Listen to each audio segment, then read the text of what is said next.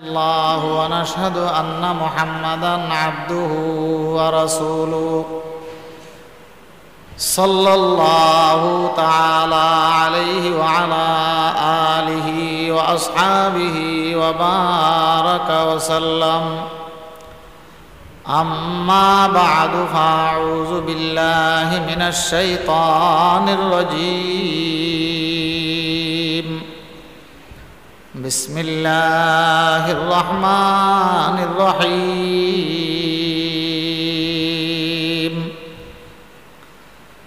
فويل للقاسية قلوبهم من ذكر الله أولئك في ضلال مبين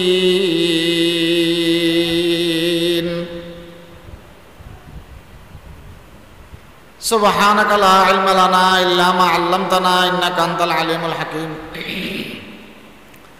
رب اشرح لي صدري ويسر لي أمري واحلل عقدة من لساني يفقهوا قولي আল্লাহ পাক সুবহানাহু ওয়া তাআলার দরবারে অনাদি অফুরন্ত শুকর যে মহান রব্বুল ইজ্জতে আমাদেরকে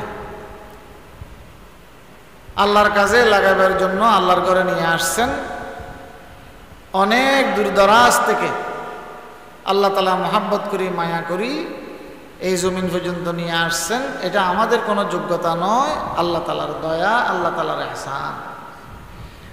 এই জন্য প্রত্যেকে কলিমাত শুকর আদায় করব আলহামদুলিল্লাহ। আল্লাহ যেটা চায় সেটা হয়, আল্লাহ যেটা চায় সেটা হয়, আমরা যেটা চাই সেটা হয় না। আল্লাহ যেটা চায় সেটা হয় যে সেপ্টেম্বর মাস প্রায় শেষের দিকে, শেষ শনিবার আমরা এখন মাহফিল করতেছি। এখনো বিদেশের জমিনে গরম কমে নাই, আমাদের জমিনে বৃষ্টি কমে নাই। আমাদের দেশ থেকে বারিশ যায় নাই, বৃষ্টি যায় নাই, তাদের জমিন থেকে গরম যায় নাই। তো সবাই বলো যে জুন জুলাই শেষ হলে গরম চলে যাবে। আমি যাইতে যাইতে আগস্টে শেষের দিকে গেলাম, এখন সেপ্টেম্বর শেষ, এখনো পর্যন্ত গরম যাওয়ার কোনো রাস্তা দেখতেছে না। আবার এদিকে আমাদের এখানে মাহফিলের তারিখ এখন প্রায় শুরু হয়ে গেছে। আমাদের সবার খেয়াল হইলো সেপ্টেম্বর, অক্টোবর, নভেম্বর এগুলো বৃষ্টি হবে না, কিন্তু আল্লাহ যেটা চায় সেটা হয়, আমরা যেটা চাই সেটা হয়। আমার দাদি রহমতুল্লাহ বলতেন, বাবা দেশ স্বাধীন করছিলাম যে সস্তা ধরে সবগুলা খাইবার জন্য, আমার দেশের বাক স্বাধীনতা আমাদের কাছে থাকবার জন্য। আল্লাহ কি বলে? আল্লাহ বলে যে তোদের ইচ্ছায় আমি চলবো না, আমার ইচ্ছা কেমন সেটা তোমাদেরকে দেখাবো। যদি স্বাধীনতার বাক স্বাধীনতা থাকতো তাহলে আজকে পর্যন্ত যত ঘটনা ঘটছে সবগুলো ঘটতো না। কিন্তু আল্লাহ বলে যে না, আমি যেটা চাই সেটা হয়ে যায়, তোমরা যেটা চাই সেটা হবে। এই জন্য আল্লাহর সমস্ত কাজের উপর আল্লাহর নেয়ামতকে নেয়ামত মনে করব। সমস্ত কাজের উপর আল্লাহর নেয়ামতকে কি মনে করব? নেয়ামত মনে করব। দুনিয়ার মানুষ যদি কিছু না করে, কিছু না করে, তারপরেও মানুষ চলতে পারবে। একটা জিনিস দিলে প্রাণে বিশ্বাস রাখতে হবে, সেটা হইল আমার কাজ হইল মালিককে তালাশ করা। কি বললাম? আমি এ কথা বুঝতে হবে, আমার কাজ হইল কারে তালাশ করা। এখন আমার দিলের ভিতর মালিককে তালাশ করা সেটা পরিপূর্ণ বসাইতে পারিনি। কিরকম বসাইছি? আমি ডুবে যেতে হবে, আমি দোকান করতে হবে, আমি চাষ করতে হবে, আমি আরো বলেন না গাড়ির ভাড়া দিতে হবে, চাকরি করতে হবে, কেউরে জিনিসটা দিতে হবে, তারপর সেখান থেকে আমার কিছু ইনকাম বা উপাধি আসবে, সেগুলা দিয়ে আমি চলব। আল্লাহ বলে যে তোর মনের মধ্যে যতটুক বসাইতে পারছস ততটুকুর ব্যবস্থা আমি করে রাখছি। সে বিদেশ না গেলে লাইন হবে না, তার ছেলে যতক্ষণ বিদেশ পাঠাতে পারে না ততক্ষণ তার মনে শান্তি নাই। কেন? আল্লাহ সেটার পিছনে লাগাইয়া দিছে। কিন্তু আল্লাহর বান্দারা বলে যে না, যদি আমি কোনো কিছু না করি, যদি আমি, আমার কথা বুঝছেন সবাই, যদি আমি কোনো কিছু না করি কিন্তু আমার কাজ একটা, সেটা হলো আমি কারে তালাশ করা। আমি কি খাবো, কেমনে পাবো, কেমনে আসবে, কেমনে মালিক হব, সেটা আমি জানি না। কে জানে? যে মালিকে জানে। যে আমি তালাশ করব কারে? আল্লাহ। কথা বুঝে আসছে? আল্লাহ। এখনের ছেলেরা বুঝবে না, 40-35 উপরের সবাই বুঝবে। এখন ঘরের দুয়ারে মোটর কতগুলা নিয়ে আসে ভ্যান গাড়িতে করে, সেখান থেকে সাইল ধানগুলো চুরাই কুড়ে বসি একদিকে করে দেয়, সাইল একদিকে করে দেয় ঘরের উঠানে। তো এখন আর আগরগুলো বুঝবে না। আগে আমরা মাথায় করি 2 আড়ি 1 আড়ি আদারি, যার সামর্থ্য শক্তি খলঘর নিয়ে যেতাম। কোথায়? কলঘরে। এই খলঘর এটার মধ্যে উপরে একটা সুন্দর ছিল এরকম। তো এই কলঘরওয়ালারা আমাদের থেকে ধানগুলা লই উপরের মেশিনের মুখ দিয়ে, যেটা সুঙ্গা, যেটা সুঙ্গার মধ্যে কি ডালিত? ধান ডালিত। নিচে একটা ফরদা আছে, ফরদা এটা লারে লারে কতক্ষণ পরে বুসিগুলা কুড়াগুলা নিয়ে ফেলতো। উপরে একটা টন আছে খোলের মতো, টন দিয়া শৈলগুলা বাইরে যেত। আমার কথা বুঝেন সবাই? অল্প সময় কথা যেন আল্লাহ বরকত দেয়। উপরে যেটা মুখ উপরের দিকে করে রাখছে সিংহে, এটার মধ্যে কি ডালছে? ধান। উপরের খলের সুঙ্গার নিচে যে টিনের খোলটা, সেখান দিয়ে কি বাইরেতেছে? শৈল বাইরেতেছে। নিচে যেখানে ফরদা আছে সেখানে একটা বাক্স দিয়ে রাখতো, বাক্সর মধ্যে কুড়া বসি। তো কুড়া আলে চাল আলে আনছিল কয়টা? একটা কি দান। যাওয়ার সময় লাই কয়টা? 2টা। একটার মধ্যে চাল, একটার মধ্যে কি কুড়া। মানুষ একটা এই সাইলবুসি দুগুলারে একত্রিত করে জিজ্ঞাসা করে, সাইলার বুসি একত্রিত করি কি করে? কিরে এই যেদিকে কুড়া ফরে, বুসি ফরে, সেদিকে অন্ধকার, ফাঁকা দেওয়াল, নিচে পর্দা, বুসিগুলো কোথায় ফরে? নিচে অন্ধকার করে ফরে। শৈল ফরে যেটা দেখা যায়, বুসি ফরে যে দেখা। তো দুগুলার একত্রিত করে জিজ্ঞাসা করে যে অবুসি, অকুরা, অসাইল, তুই এত বুঝি কোত্থেকে বাইর করস? তুই এত সাইল করকর করকর করি এই টিন দিয়া এত সাইল কোত্থেকে ফেলস? তো সাইল আর বুঝি কি বলে প্রশ্নকারী রে? আল্লাহ কি বলে? যাই রে, তোর মতো বেকুব তো আর নাই, তোর মতো কি বেকুব তো আর নাই। আমি তো একটা মেশিন, মেশিনের থেকে আমার কাজ হইল কুড়া আলেক করে দেওয়া, শৈল আলেক করে দেওয়া। উপরে সুন্দর মধ্যে ধান কোত্থেকে আসতেছে সেটা আমি কেমনে জানি? আমার খলঘরের, আমি খলের মালিকেরা জানে। কি বলেন? আমার কাজ কি দেওয়া? নিচে দি বুসি বাইর করে দেওয়া, সামনে দি শৈল বাইর করে দেওয়া। আমার কাছে এত শৈল এত বুসি কোত্থেকে আসে সেটা আমার কাজ। এটা কার কাজ? কার কাজ? মালিকের কাজ। এটা কার কাজ? মালিকের কাজ। আল্লাহ। দেওবন্দ মাদ্রাসার হযরত বানী আউয়াল হুজ্জাতুল ইসলাম কাসেম নানতবী রাহমাতুল্লাহ আলাইহি বলে যে, ও দুনিয়ার মুসলমানরা, আমার কাজ তো এদিক এক ফের দিয়া এক সুঙ্গা দিয়ে ঢুকানো, আরেক সুঙ্গা দিয়ে বুঝি বাইর করে দেওয়া।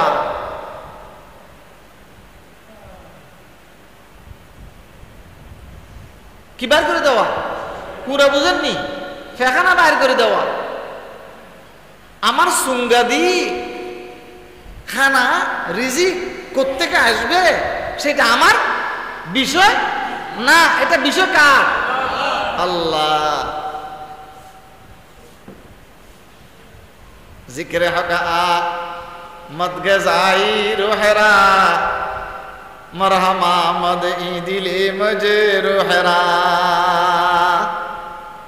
जुबान हमरा बज़िक्रे खुद कुशादी दिलम राजो क़यादे ख़ेशदादी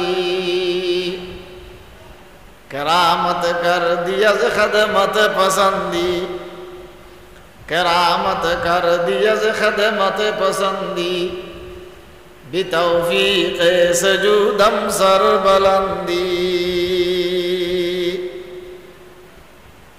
दिलम महवेर मुझे आज गर्दा जुबानम तर्जुमाने राज गर्दा।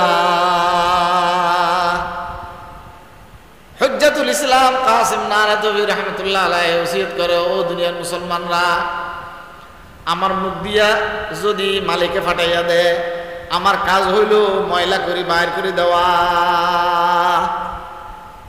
আমার মুখ দিয়ে আসবে কোত্থেকে সেটা বিষয় আমার না, সেটা বিষয় মালিকের। এই মালিকে আমি কেমনে ভালো থাকবো, তেল কোন দিয়ে দিতে হবে, কারেন্ট কোন দিয়ে দিতে হবে, সেটা চিন্তা করবে যে কে? মালিকে।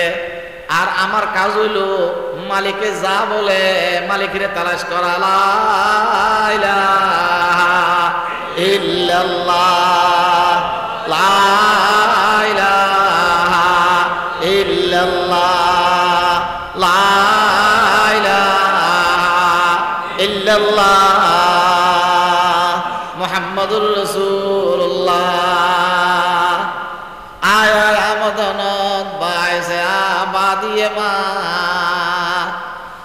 আয়া মদনত বাইসে আবাদিয়ে মা के कोसे निस्ते बुजूज याद तू दर खानाए माँ। मेरे सब हो तेरे दर हो, मेरे दिल हो तेरे घर हो, मेरे सब हो तेरे दर हो, मेरे दिल हो तेरे घर हो। तमन्ना मुख्तसर सी है मगर तमहीद तुलानी। আমি মনে করতেছি আমার ছেলেরে ডুবে না ফাটাইলে লাইন হবে না, আমার মেয়েরে কলেজে না ফাটাইলে কি হবে না, লাইন হবে না। যদি মনকে বুঝাতে পারতাম আমার কাজ হইলো মালিকের তালাশ করা, আমি খাবো কোন থেকে, টাকা কোথা থেকে, বাড়ি কোথা থেকে, সেগুলো চিন্তা কার? মালিকের। এই জন্য মালিককে তালাশ করবো। লা ইলাহা ইল্লাল্লাহ, লা ইলাহা ইল্লাল্লাহ, লা ইলাহা ইল্লাল্লাহ মুহাম্মাদুর রাসূলুল্লাহ। এজন্য আমাদের কাজ একটা, সেটা হলো কারে তালাশ করা? দুনিয়ার সব কাজ করতেছি, আমরা সে পর্যন্ত পরিপূর্ণতায় পৌঁছতে পারিনি। হযরত কাসেম নানতবী রাহমাতুল্লাহ আলাইহি বলে যে, হযবা হন পয়গম্বরের তরিকা, পয়গম্বরের তরিকা রক্ষা করবার জন্য কাসেমে খাই যায়, পয়গম্বরের তরিকা রক্ষা করবার জন্য কাসেমে খাই যায়। আর যদি তরিকা না হইতো আমি কি খাইতাম না, খানা খাইতাম। আল্লাহ এক ঘটনা লেখেন, হযরত কাসেম নানতবী রাহমাতুল্লাহ লিখতেছেন, এক আল্লাহর বান্দা আলেম ইহুদির গির্জা দিয়ে কাছে দিয়ে যায়। তো গির্জার ভিতরে ঠাকুর আছে, ঠাকুর ফাদরি, ফাদরি এগুলো বলে যে ও মৌলবীর দল, তোদের নবী মুহাম্মদ আমাদের নবীর থেকে অনেক গুণ নিছে, আমাদের নবী অনেক গুণ উঁচা, তো তুমি তোমার নবী হিসেবে তো দেখো নাই। হ্যাঁ, আমার নবী মোহাম্মদকে দেখো নাই, তা আমার নবী মোহাম্মদের ছোট বললে কেমনে? তাই না? যাও তাই, তাহলে একটা ডকুমেন্ট বলো। আমি কিতাবের মধ্যে পাইছি যে 40 দিন হানাফিনা আহার করে নাই। আবার আমার কিতাবের মধ্যে এটাও আছে নবী মুহাম্মদ 3 দিন অনাহার ছিলেন। কয়দিন?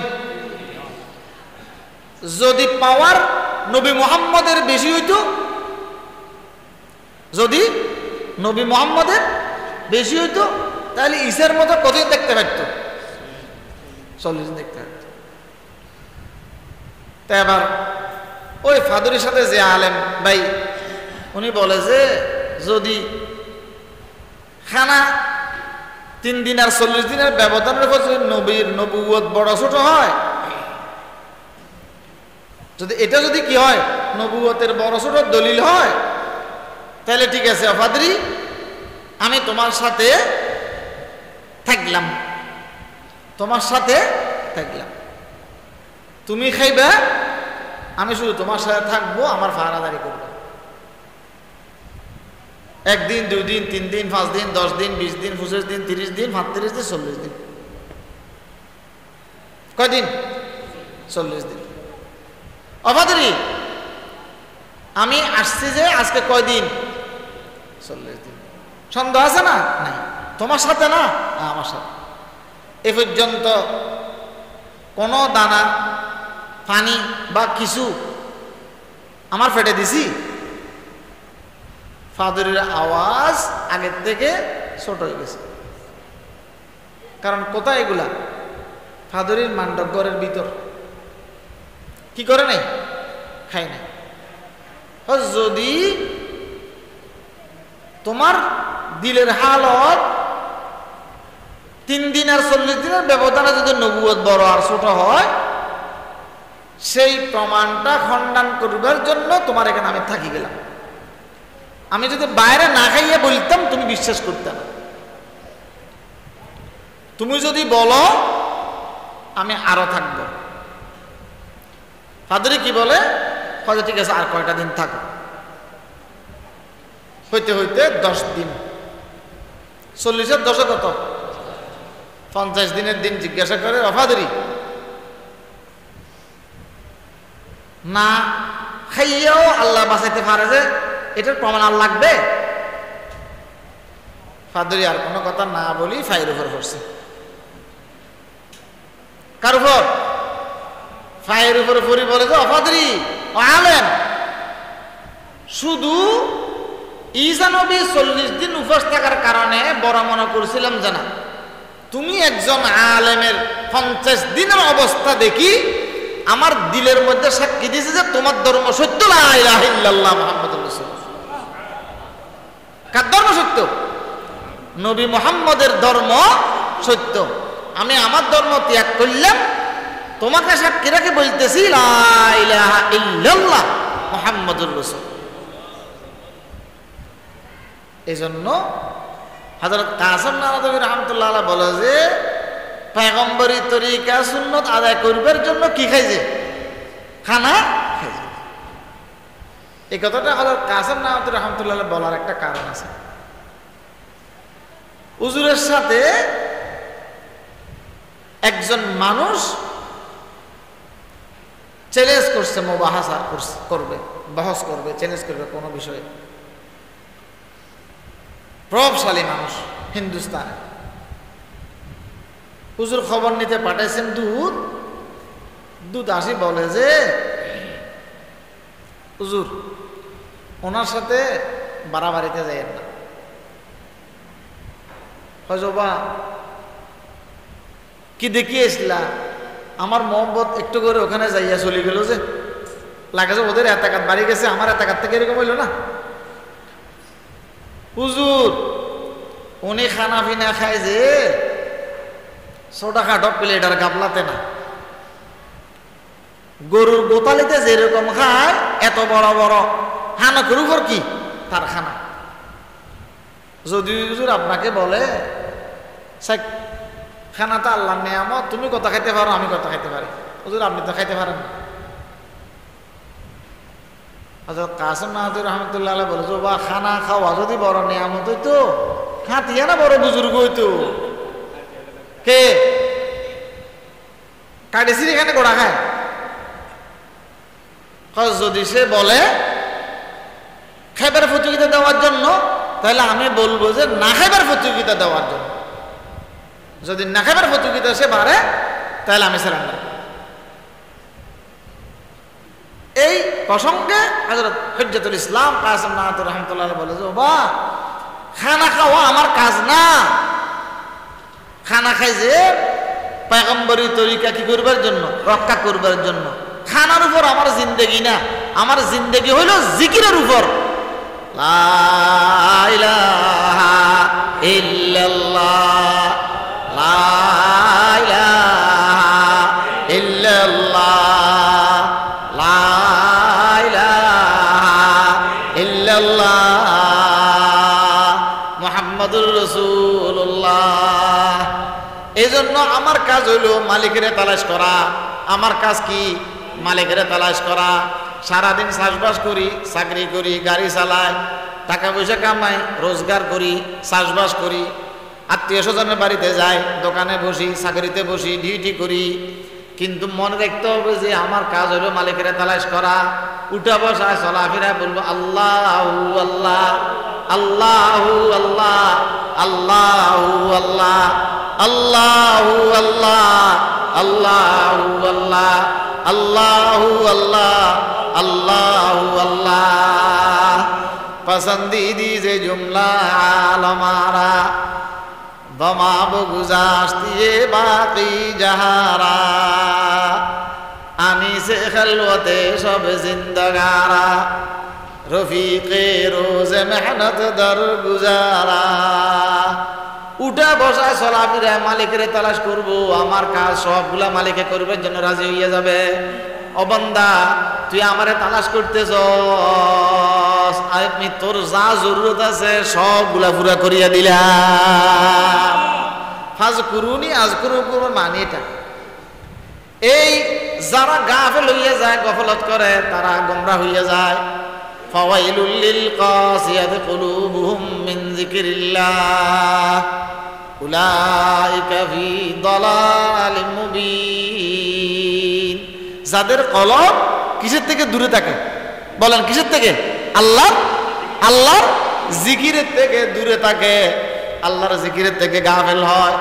আল্লাহ বলে যে স্পষ্ট তারা গুমরাহির জামাতের মধ্যে অন্তর্ভুক্ত। এই জন্য ফরজ নামাজ ছাড়বো না, ফরজ নামাজ ছাড়বো না। প্রত্যেক দিন 5 ওয়াক্ত নামাজ জামাতের সহিত পড়বো। জামাত পাই নাই, তাড়াতাড়ি ফুরিয়ে দেব।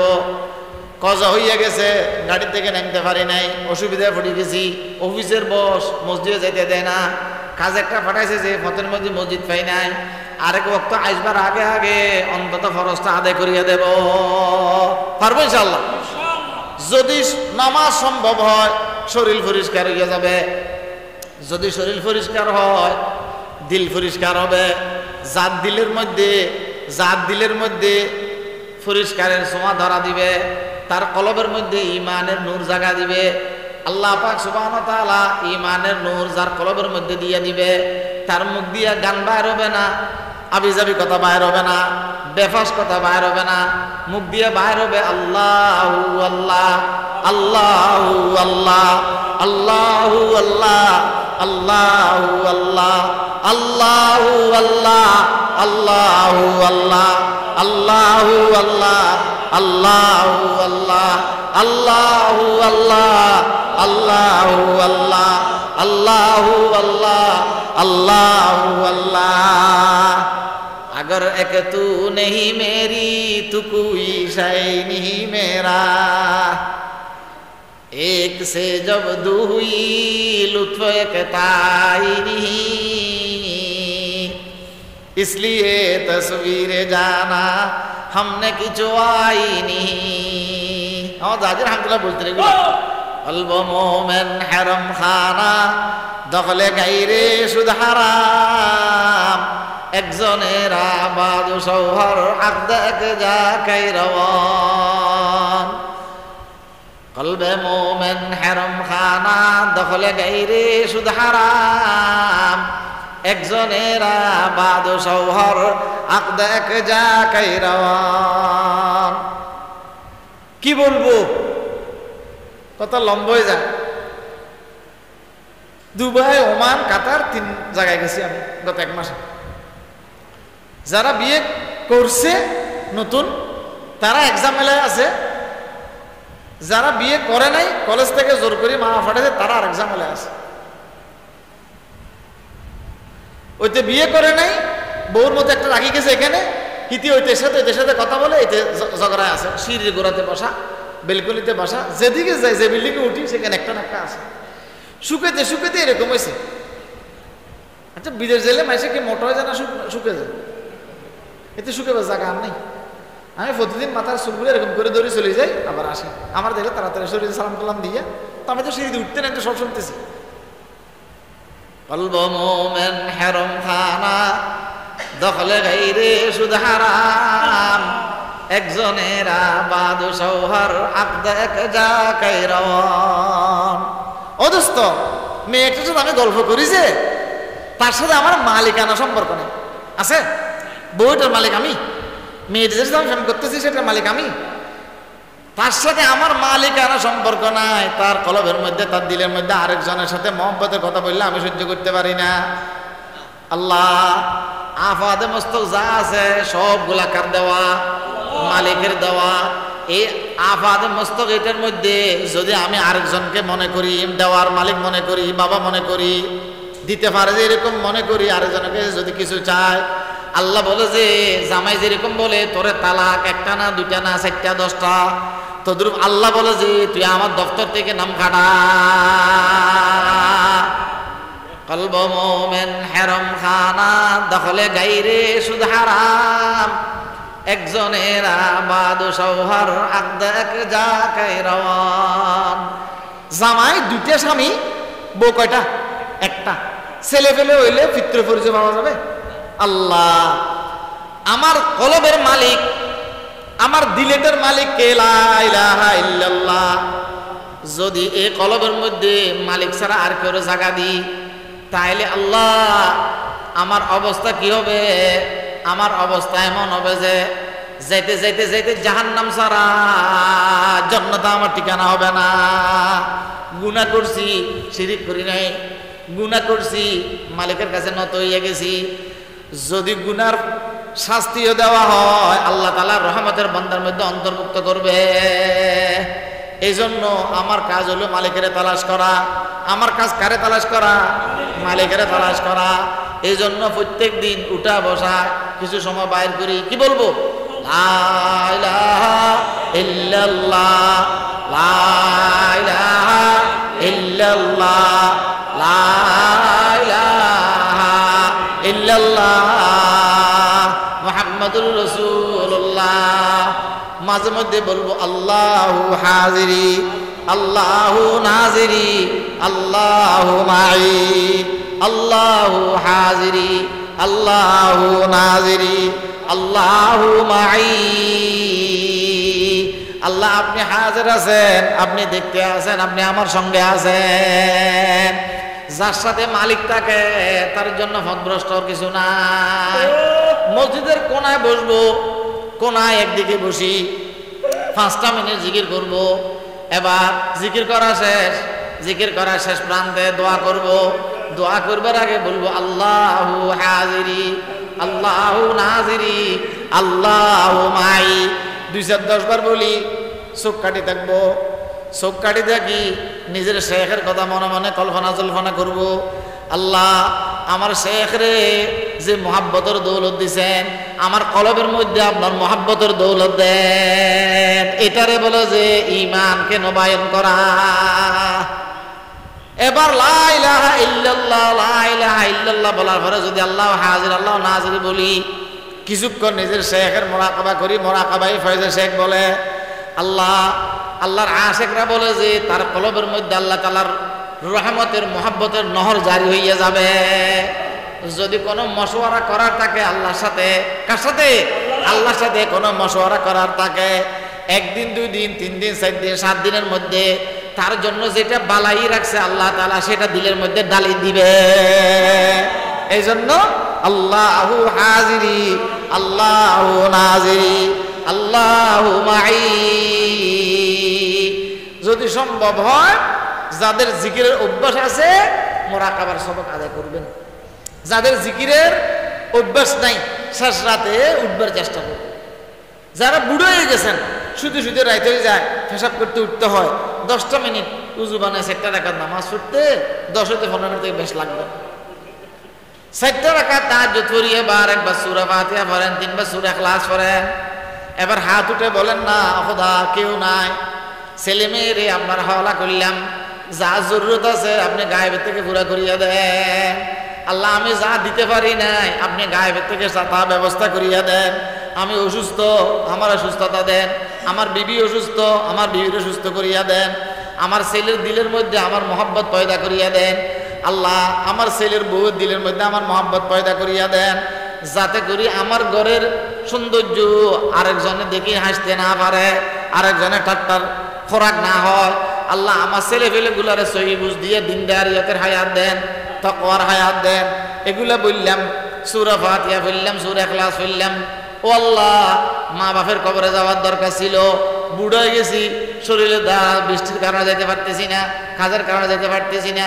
আল্লাহ বাপের কবরে পৌঁছাই দেন, মার কবরে পৌঁছাই দেন, ওস্তাদের কবরে পৌঁছাই দেন। আল্লাহ মাশায়েখে চিশতিয়া খানদানের বুজুর্গদের দরজা বলন্দ করিয়া দেন, সাইর খানদানের ওলিদের কবরে পৌঁছাই দেন।